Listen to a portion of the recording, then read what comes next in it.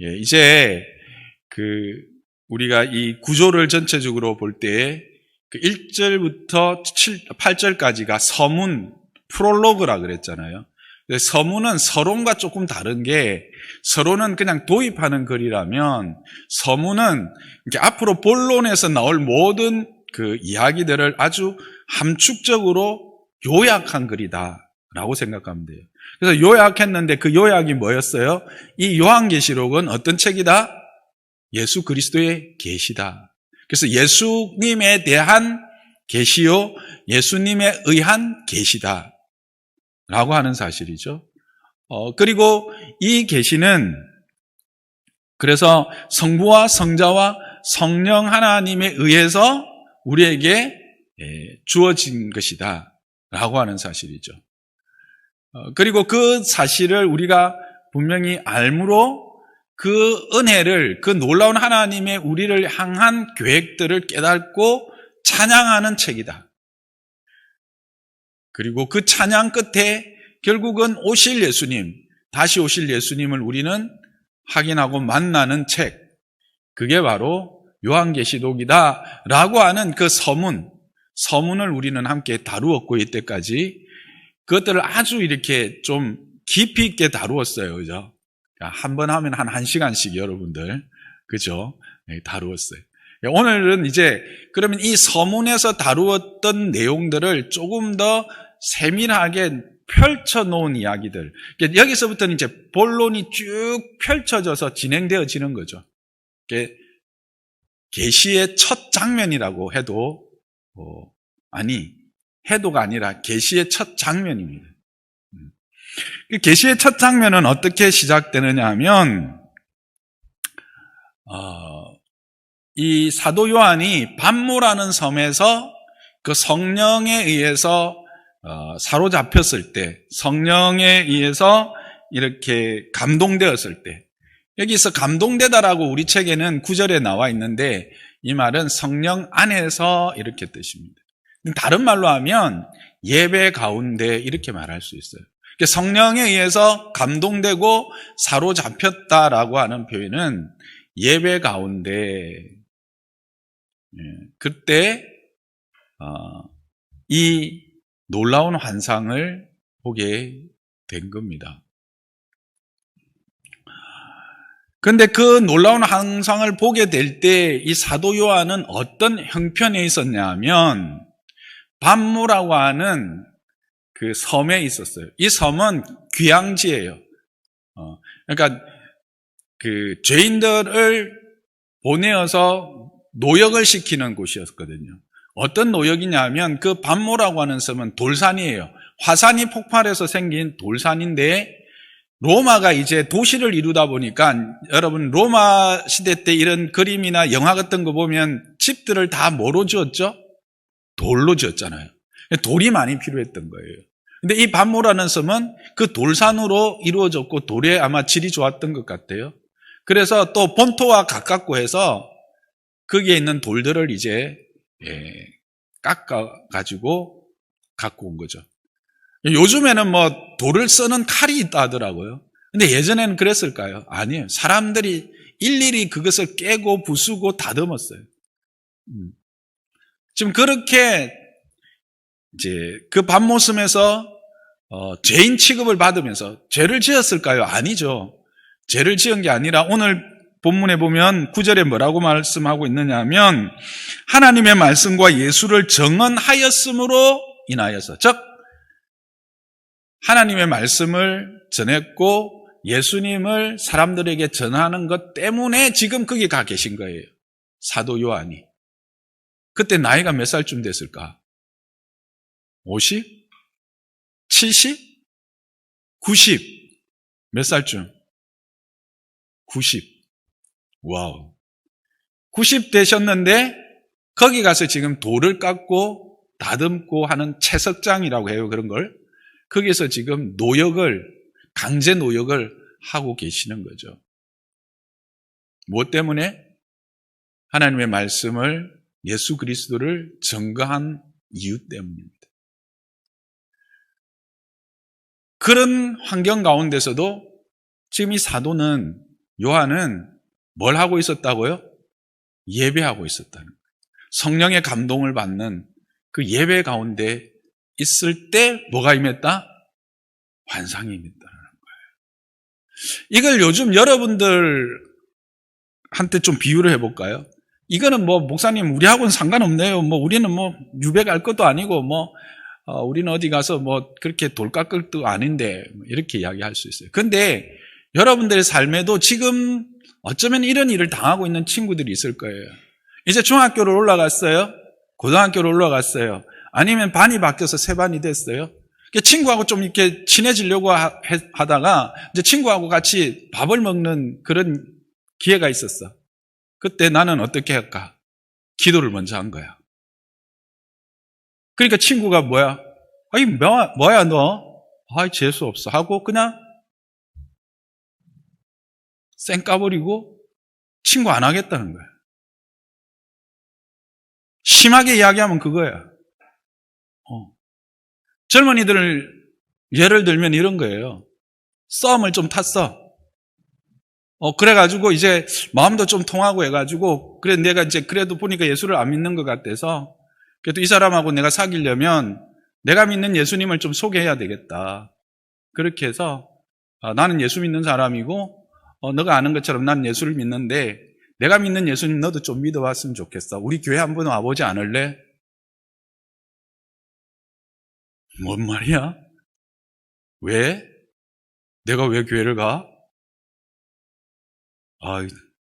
속으로 뒷말 뭐 했을까요?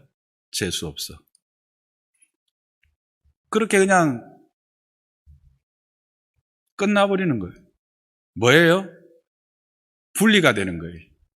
세상과 분리가 되고 내가 의미 있게 뭔가를 얻으려고 하는 것들로부터 배척을 당하는 거예요. 여러분들 학교에서 그런 일 없어요? 지금 사도 요한이 당하고 있는 일은 오늘날 우리로 따지면 그런 거예요. 괜히 내가 예수 믿는 것 때문에 친구들이 나를 왕따시키는 거야. 기도하고 밥 먹고 있는데 국하고 그냥 밥이 막 섞여 있어. 그런 일 없기를 바라지만 예전엔 종종 있었어요. 그러면서 자기들끼리 키득키득 웃고 이런 거야. 근데 그런 가운데서도 참아. 왜? 난 예수 믿기 때문에. 예수님이 오른밤 때리는 사람에게 왼밤 내 놓으라고 했기 때문에 견뎌내는 거야. 그게 뭐냐면 여기 오늘 보면 9절에 이렇게 돼 있죠. 환난과 참음에 동참하는 자라는 말이 그런 뜻이에요. 그러니까 우리는 이 성경의 이야기와 나의 삶과는 전혀 상관없다고 생각할 수 있는데 그런 게 아니라는 거죠. 그러니까 앞으로 여러분들이 또 예수를 잘 믿고 이렇게 신앙생활을 잘 하다가 보면 세상이 여러분에게 요구하는 것과 또 여러분이 믿음을 지키기 위해서 나아가는 길 사이에 많은 갈등들이 있어요. 부닥침이 있어요. 뭔가 선택해야 될 게 있어요. 뭔가 좋은 직장이 있어. 좋은 내가 꼭 가고 싶은 학교가 있는 거야. 근데 거기는 내가 신앙생활을 하기에는 너무 부족한 곳이야. 내 직장 생활을 하기에는 직장 생활을 하면서 내가 예수님을 믿는 이 삶을 살아가기에는 너무 부적합해. 그럴 때 여러분들이 뭐예요? 그것들 때문에 믿음 때문에 이것들을 포기하는 자리에까지 갔을 때 당하는 일들이 있을 수 있다는 거예요. 그런 것들이 바로 오늘날 우리가 당하는 환난들이에요. 그리고 우리가 예수 믿는 것 때문에 아무런 이유 없이 우리는 그렇게 여러분들이 계속 세상에 나와도 그런 대우를 받을 거예요. 그런데도 지금 요한은 뭐 하고 있다? 예배하고 있다는 사실이에요.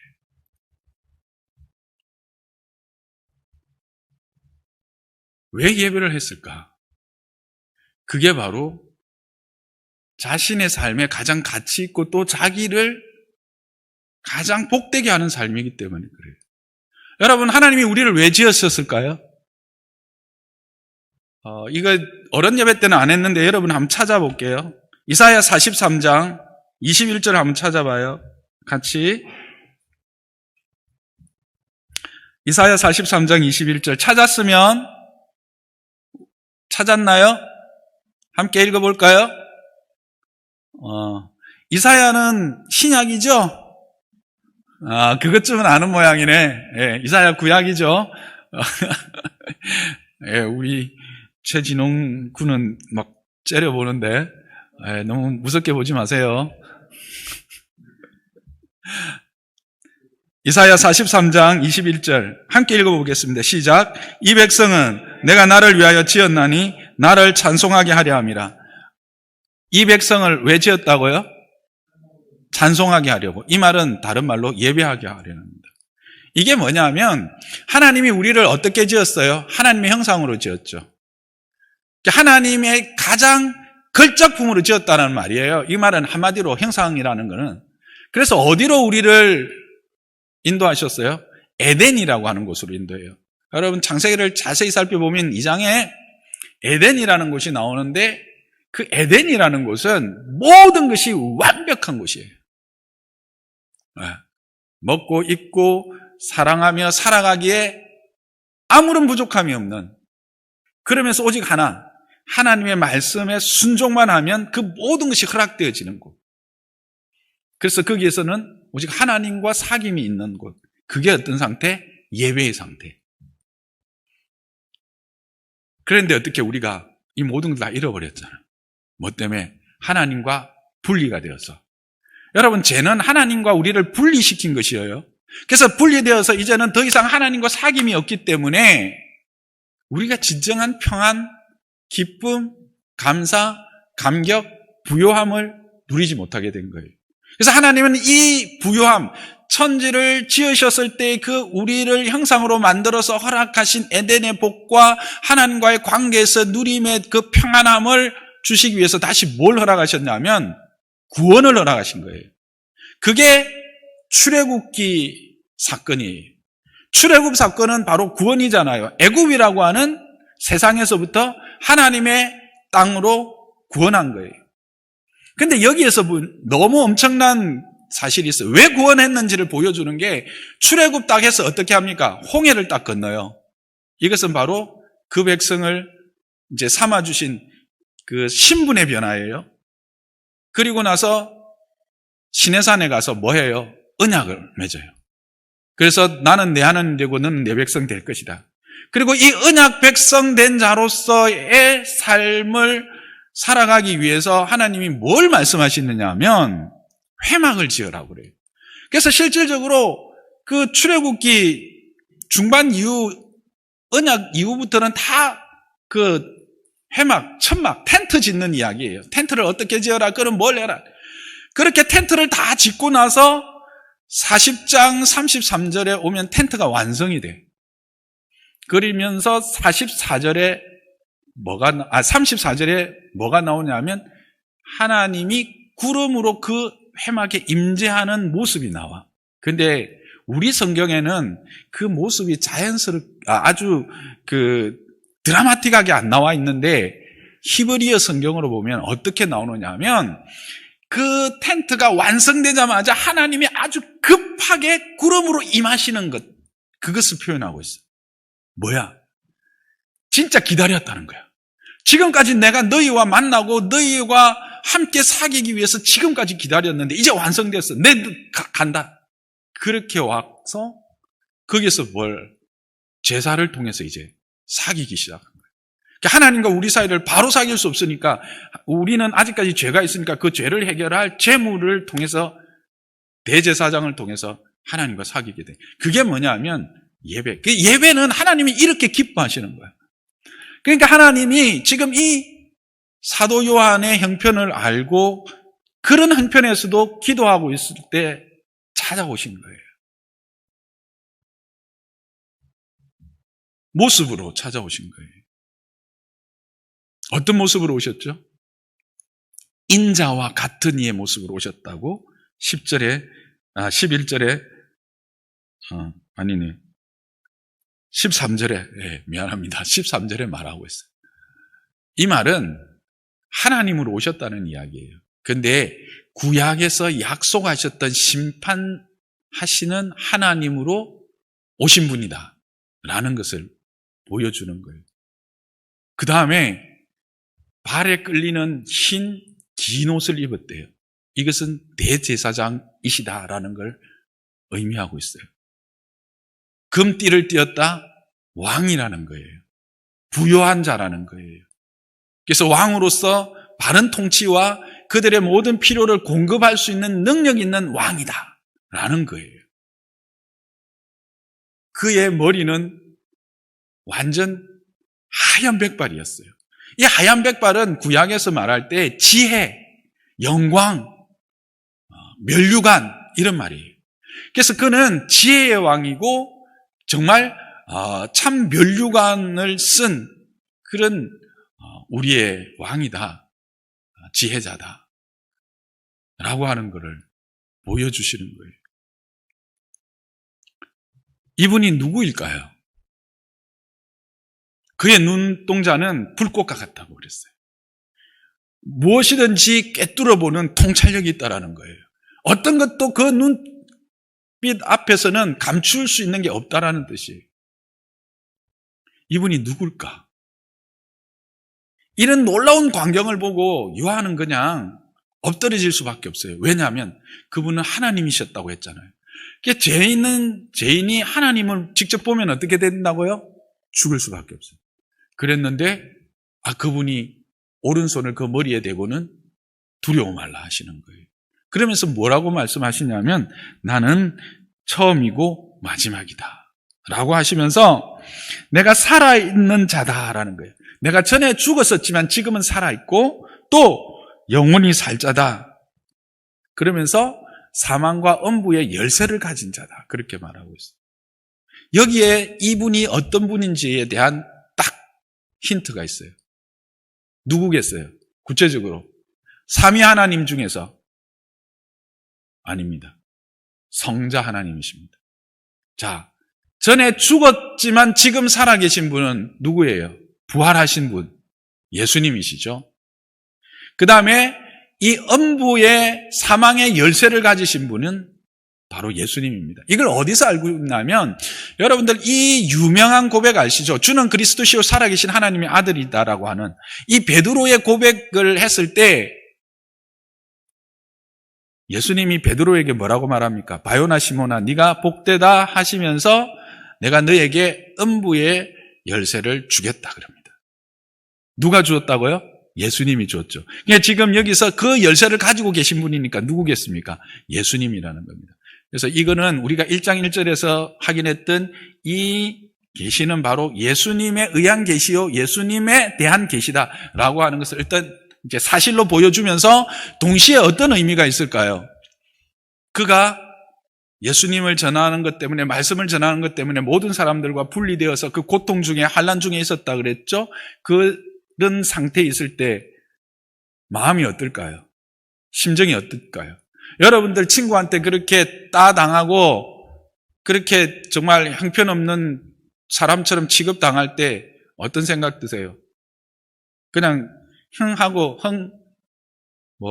그냥 무시하고 마세요? 아니죠. 마음이 아프죠.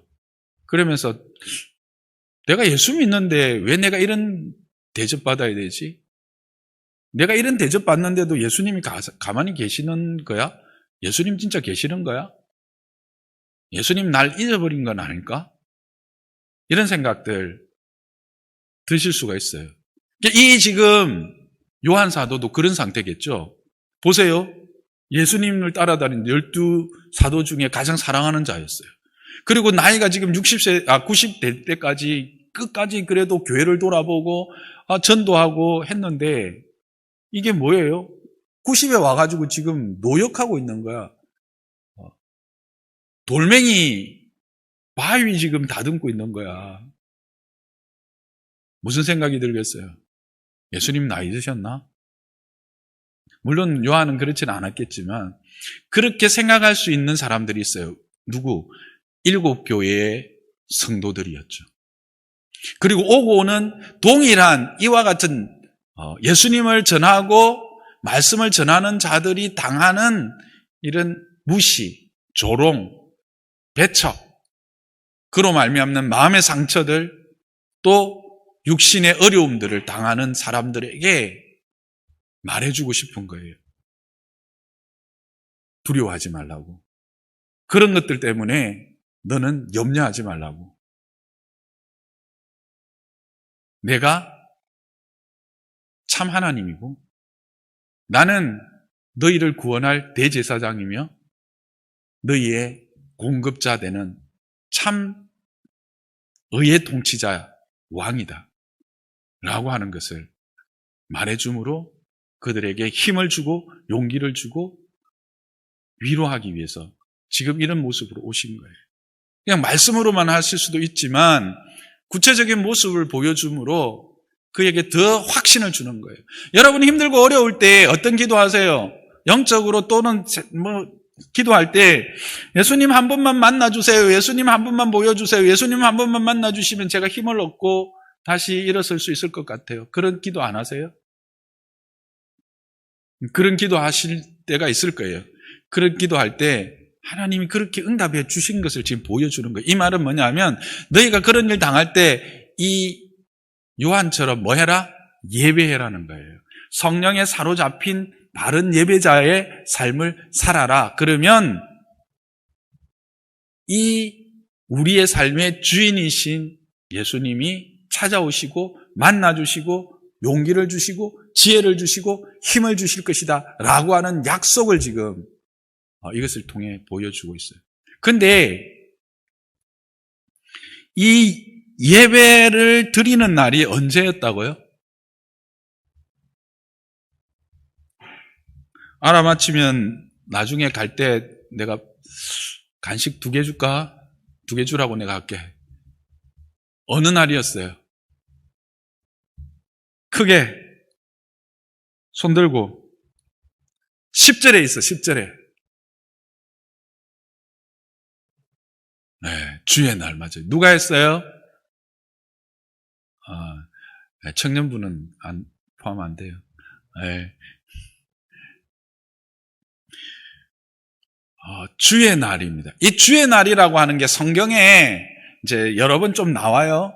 근데 이 주의 날의 의미가 2가지로 써요. 하나는 예수님이 재림하는 마지막 날, 심판날을 의미할 때 주의 날이라고 하는 이 말을 써요. 그러나 또 동시에 한 가지 법례, 한 가지 이제 용례는 뭐냐 하면 주님께서 부활하신 날입니다.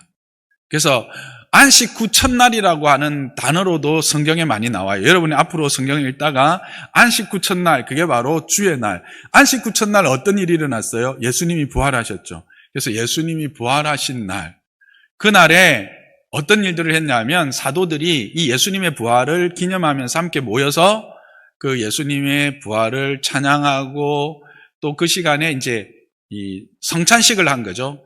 떡을 떼고 포도주를 마시면서 그 예수님을 기념하고 예배했거든요. 그래서 이 날은 바로 오늘날 우리가 말하는 주일인 거예요. 왜 이 날을 꼭 집어서 이렇게 강조하고 이렇게 명시했을까?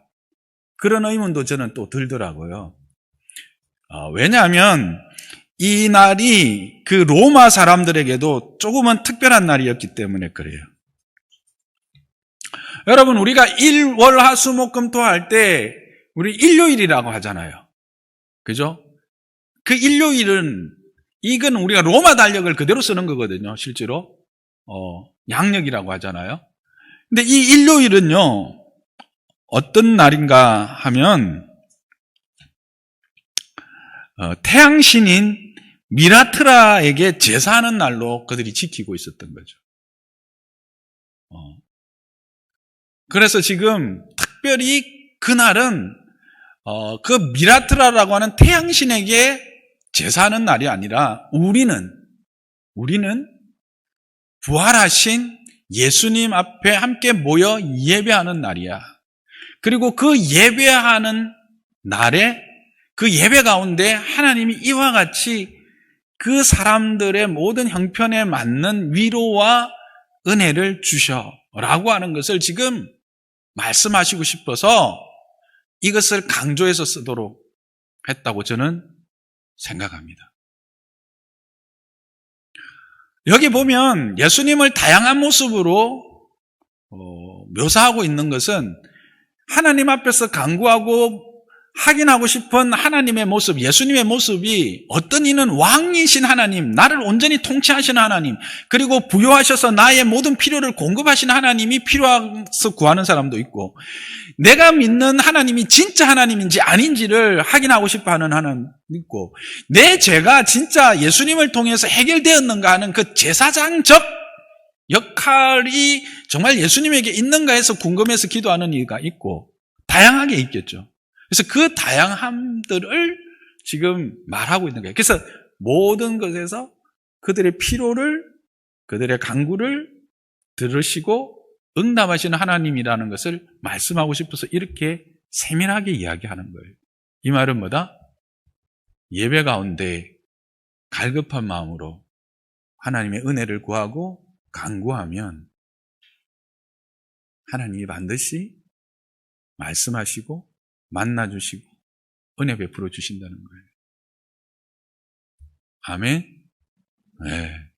여러분, 지금 요한이 어떤 형편에서 예배하고 있었다고요?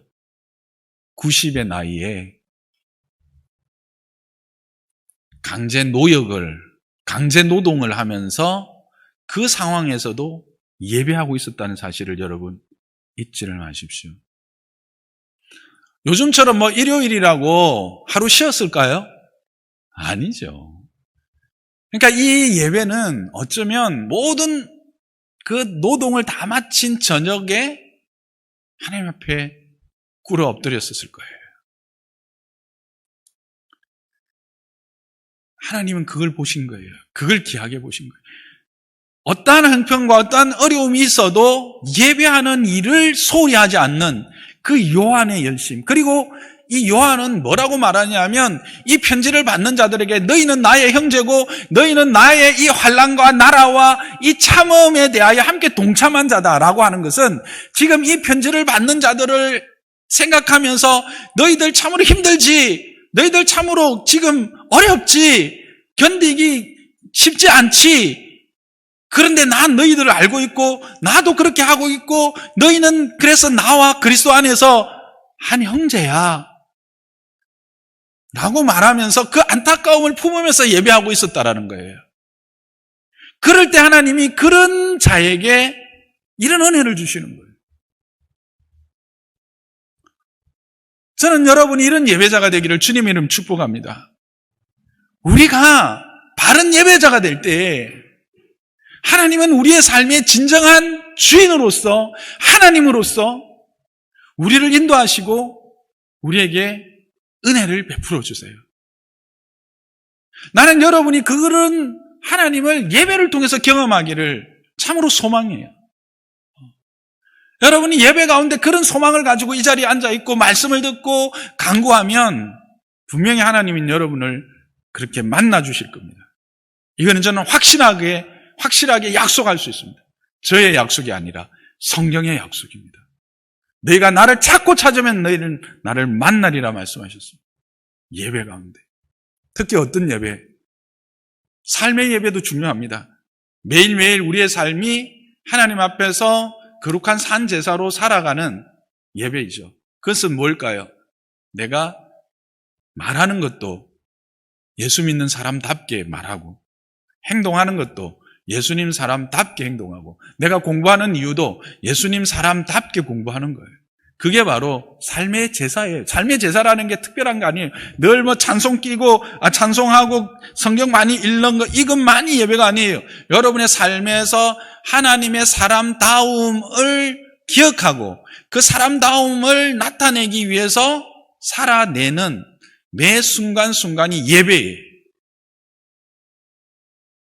손해보고 때로는 사람들에게 인정받지 못해도 나는 하나님의 사람이다라고 하는 이 분명한 자기 정체성을 가지고 하나님 사람답게 누가 뭐라 해도 식사기도 하고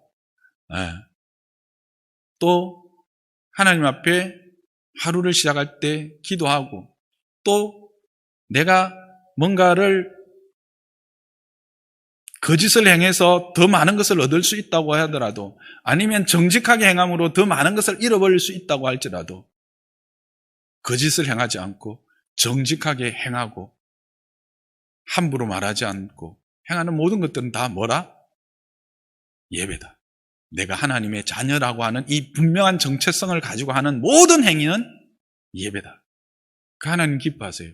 그런데 이런 예배뿐만 아니라 또 어떤 예배를 기뻐하시냐, 더 은혜를 주시냐면, 오늘 이 주의 날에 모여, 이렇게 여러분 함께 모여가지고 엄마가 보내서 지금 막 억지로 앉아있고 막 잠은 쏟아지고 엎어서 막 있고 이래도 하나님 기뻐하셔.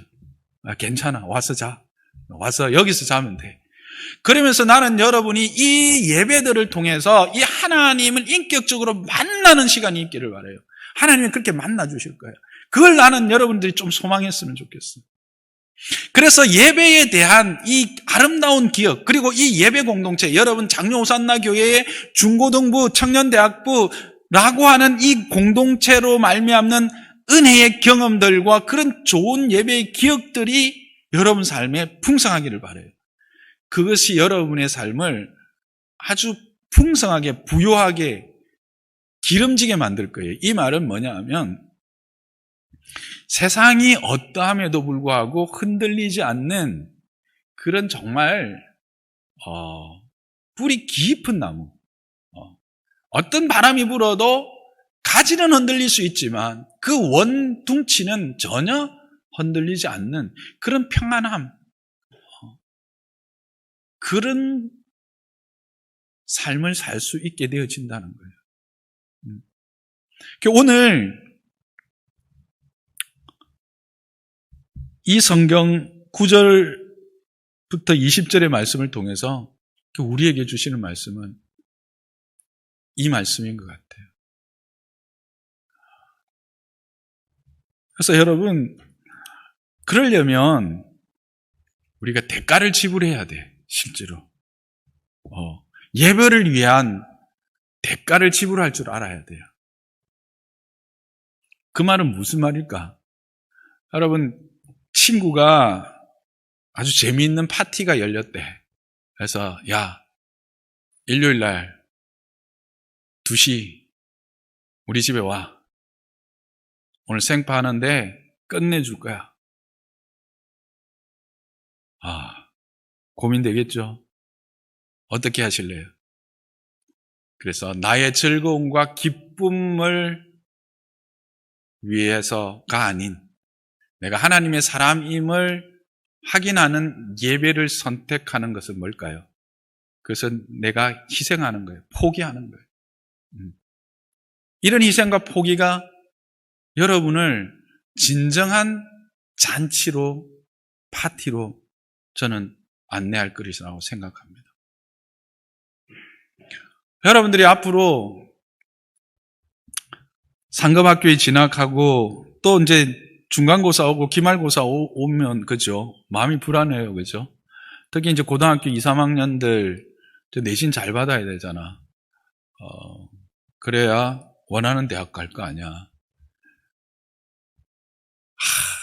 딱 있는 1시간만 딱 하루만 딱 더 공부하면 내 이거 한 등급은 올릴 것 같은데 월요일이 시험이야, 그 과목. 어떻게 하지? 미리 해야지.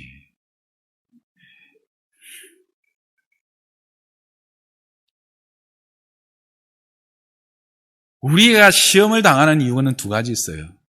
나의 연약함과 나의 욕심 때문에 당하는 시험이 있고요. 하나님의 의를 이루기 위해서 당하는 시험이 있어요.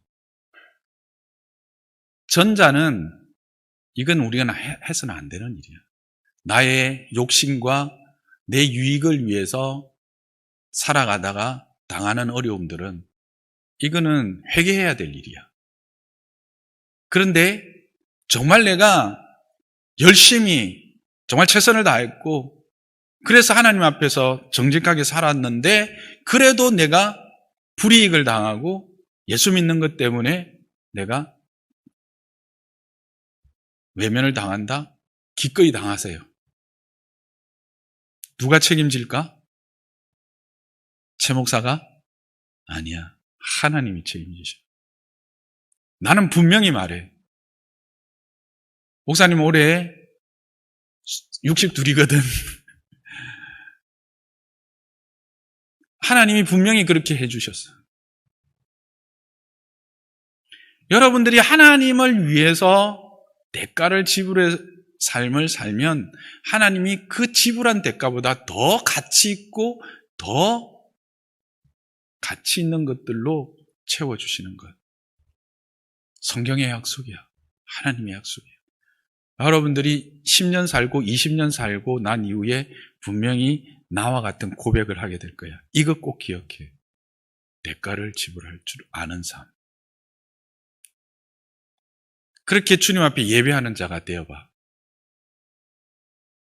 하나님이 여러분을 기쁘게 쓸 거예요. 그렇다고 여러분이 시험 점수가 올라갈까? 공부 안 했는데 당연히 안 올라가. 솔직히 주일날 교회 안 오고 그 시간에 공부하면 점수 몇 점은 더 받을 수는 있어. 솔직한 말이야. 그런데 그것들이 쌓였을 때 하나님과의 긴밀한 교제를 누리지 못하면 여러분의 삶에 진정한 은혜의 삶이 없다라는 거야. 이거는 난 분명히 이야기할 수 있어. 나는 여러분들이 다 스카이 가기를 원해. 진짜. 스카이 어디 하늘나라? 아니야. 알지 어디지? 서울대, 연고대, 서울에 있는 대학, 인서울. 근데 그렇다고 해. 그래서 여러분이 좋은 직업을 가졌고 여러분들이 원하는 직장을 가졌어. 자, 그렇다고 여러분의 미래가 보장될까? 이런 소설 제목이 있어. 추락하는 것은 날개가 없다. 높이 올라갔다고 다 좋을까? 아니야. 날개가 있어야 돼. 높이 올라가서 날개가 있으면 추락하지 않아. 그러나 높이 올라갔는데 날개가 없으면 어떻게 될까? 더 위험해져. 올라가면 올라갈수록. 여러분의 인생의 삶을 참으로 안전하게 유지해주는 날개는 뭘까? 바로 여러분의 믿음, 신앙, 하나님이야. 여러분에게 주신 하나님의 분명한 비전이 있을 거야. 사명이 있을 거야. 꿈이 있을 거야. 하나님이 그걸 통해서 영광 받으시길 원해. 여러분 최선을 다해 살아야 돼. 시간을 소중히 여기고 주신 재능을 열심을 다해서 여러분이 있는 자리에서 여러분이 해야 될 일들을 하면 하나님이 여러분 높이실 거예요. 반드시 높이실 거예요. 그런데 그 높아진 자리에서 날개가 없다. 하나님의 은혜가 없다. 여러분의 삶은 반드시 추락하게 돼 있어요. 하나님이 없는 삶은 꽝이야, 꽝. 빈 깡통이라는 이야기야. 그럴싸한 포장지로 포장되어져 있지만 오히려 공허함만 쌓이는 삶이야. 그럼 목사님 분명히 이야기해. 말해줄 수 있어. 이 땅에 얼마나 많은 사람들이 부러워하고 여러분들이 부러워하는 사람들이 그런 삶 때문에 스스로 자기의 삶을 정리하는 것 여러분은 모르지?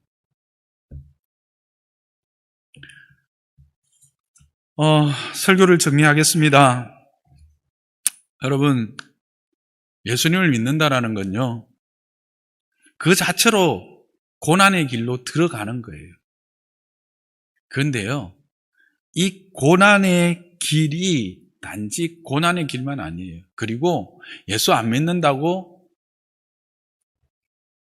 고속도로일까요? 아니에요.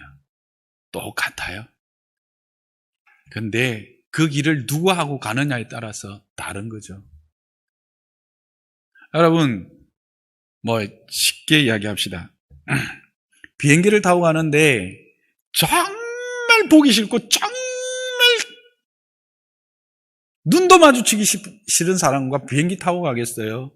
아니면 옆에 있으면 너무 좋고 옆에 있으면 너무 마음이 편한 사람과 통통급에 타고 가겠어요? 통통배 하지 말자. 그러면 그랜저 여러분은 그랜저가 좋은 차가 아니지. 무슨 차가 좋은 차야? 벤츠. 벤츠 타고 가겠어요? 아니면 티코? 티코 나오나? 요즘 뭐 나오지? 하여튼 경차 타고 가겠어요. 제가 살아본 결과로는 정말 같이 있고 싶은 사람과 털털거리는 그 중고차라도 타고 가는 게 진짜 행복하고 진짜 기쁜 여행이 됩니다. 인생은 여행입니다, 여러분. 그래서 이 고난의 길에 선언거리라는 걸 잊지 마시고요. 근데 이런 삶 속에서 어떻게 은혜를 누리며 소망으로 견딜 수 있을까? 우리가 다른 세대가 아닌 정말 믿음의 다음 세대로 하나님 앞에 설 수 있을까? 그것은 바로 바른 예배자가 되는 겁니다. 진정 예배에 대한 사모함이 있고 예배를 소중히 여기는 삶을 사는 자입니다. 그리고 특히 이 일주일에 한 번씩 모여서 드리는 이 공동체로서의 예배에 대한 사모함과 기대, 그리고 거기에 주시는 은혜를 받는 삶을 살아가면 여러분의 삶이 비록 이 땅이 광야와 같은 삶이라 해도 그 안에서 오아시스와 함께 기쁨을 누리는 삶을 살게 될 것을 저는 확신합니다. 여러분이 그런 삶을 살기를 주님의 이름으로 축복합니다. 이 말씀을 꼭 기억하시고 이 요한 사도가 그런 밤모습에서 그런 열악한 형편에서도 기도함으로 말미암아 하나님으로부터 말미암아 이런 놀라운 은혜를 경험했듯이 여러분의 삶에도 이런 은혜가 예배마다 충만하기를 주님의 이름으로 축복합니다.